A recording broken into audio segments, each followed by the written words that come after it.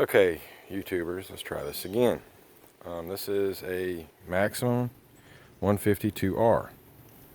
Got it real cheap. I traded a crap four-wheeler for it. It had been in a flood here in Louisiana last year, and I got it and found out there was no water and oil, so just messed with it a little bit, and the damn thing started up and ran. We ran it for 4 months. Had a blast out of it. But the motor finally said quits. So I decided instead of fixing the motor or replacing the motor, I wanted to put a bigger motor on it. So this is a Lincoln 2-cylinder engine. It's actually a clone of a Rebel engine. Right now, I'm in the process of getting the transmission and the chains and everything lined up because we do not want chains popping off while we're going down the road. Now, I'm using the transmission that came with it because I don't like getting off of it to back up. So when I'm all said and done, I should have 5 gears forward, 5 gears in reverse. So it should be able to back out of trouble just as fast as it got into it. Hopefully, I won't have to modify the brakes because I'm hoping it'll stop as fast as it'll go. For anybody out there watching it wants to know, if you're going to do something like this, I recommend, one, take it slow. You don't want to rush it.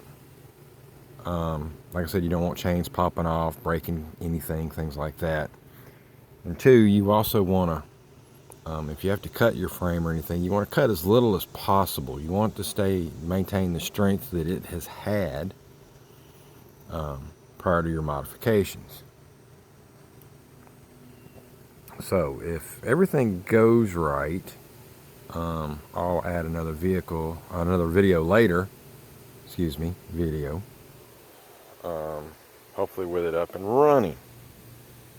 And if this turns out as well as I hope it does, yeah, I have here an 06, what is this? A Dyson Raider 250 Classic. Okay. Anybody who knows, it came with a water-cooled 250 motor. That's where it's supposed to go. Unfortunately, in my trading, it didn't have all the parts. And unfortunately, the parts that did need were going to cost quite a bit.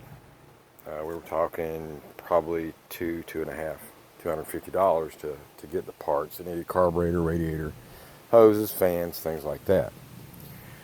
Well, I worked a deal with my neighbor. He had the Lincoln motor, which is, again, on the Maximum. And this is a freebie I got the other day, and it runs. But anyways, I worked the deal and got that motor from him, and then I got this, which is a 1983 Honda V-Twin 500C. And yes, it does run. No paperwork, so, hey, you can't ride it. But I'm going to put that on the Dyson if, like I said, the Maximum works out like I want.